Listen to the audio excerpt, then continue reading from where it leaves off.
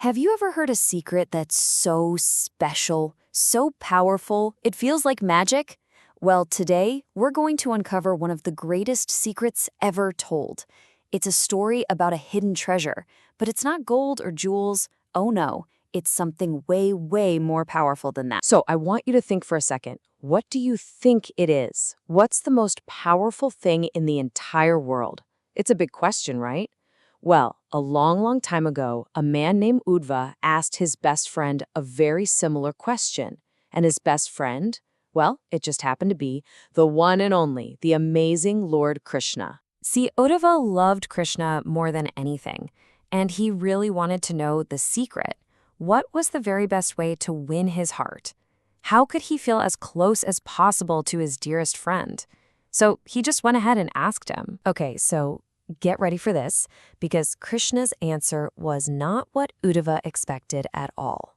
First, Krishna started listing all the things that people thought would bring them closer to him, but, and this is the key, weren't actually the best way. And wow, was it a long, long list. Krishna just kept going. He mentioned really complicated yoga, the kind called Ashtanga yoga, and studying giant difficult books, which is Sankhya. He talked about following tons of strict rules and giving away everything you own and making these super serious promises. He even mentioned traveling to faraway holy places and fasting. The list just went on and on with all these really, really hard things. And then, after listing all of those super difficult, complicated things, Krishna said something truly amazing. He looked at his friend and said that even if you do all of that, with every ounce of your energy, none of it really captures his heart. None of it brings him under your control. Can you imagine how Uddhava felt? He must have been thinking, whoa, if all those super hard things don't work, then what in the world does? What could possibly be more powerful than all that hard work? What was the real secret? And Krishna's answer was just so simple and so beautiful. He said the secret wasn't about a long list of things to do. Nope, it was just one thing: friendship and love. He used a special word for it, satsanga, which really just means spending time with good, loving friends. That's it. That was the real power. And to show he really meant it, Krishna started telling Uddhava some incredible stories.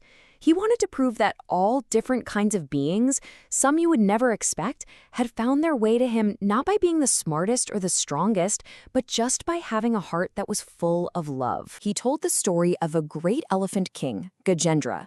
He was in really big trouble, but he didn't do some fancy, complicated ritual. He just called out Krishna's name with all the love in his heart. And you know what? That was enough. And then there was Jatayu, this brave old vulture. He wasn't a powerful yogi. He hadn't read all the books. His only real power was his giant, loving heart and his courage to do the right thing for his friend. He even talked about the kind women from his own village of Vrindavana, the gopis and the wives of the priests. You know, they weren't famous for being scholars or for following all sorts of tough rules. Their only special power was their simple, pure, honest love for Krishna. And Krishna made it so clear for his friend. He said, listen, they never studied those huge, complicated books. They didn't take on all these difficult vows.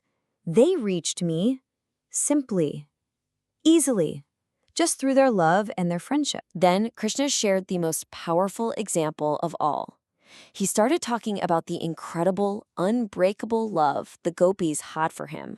And he said their love was so strong, it could actually bend time itself. Krishna told Uddhava, and you could just feel the emotion in his voice, that when he had to leave their village, their hearts were just so completely tied to his. Their love was so deep that without him, nothing else in the whole world could make them happy. He said that when they were all together, laughing and dancing through the most wonderful nights, all that time, hours and hours of fun, it felt like it went by in a flash, like maybe half a second. It was over before they knew it because they were just so happy. But when he was gone, every single moment without him felt like an eternity. Krishna said a single moment felt like a kalpa, which is like billions of years. Their hearts just ached for him so much that 1 minute felt like a million years. That's how powerful their love was. Their love was so huge, so deep, that they kind of forgot all about themselves. Krishna explained it with this beautiful idea. Think about rivers flowing down to the big, giant ocean. Once they get there, can you tell where the river stops and the ocean starts? Nope. They just become one. And that's what their love was like. It was so big. They became one with him. So, after telling all these beautiful stories and sharing this great, great secret, Krishna gave his dear friend Uddhava some final advice.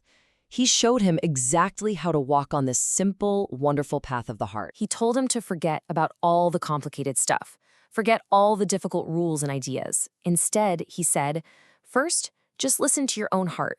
Second, always, always choose the path of love over the path of just following rules.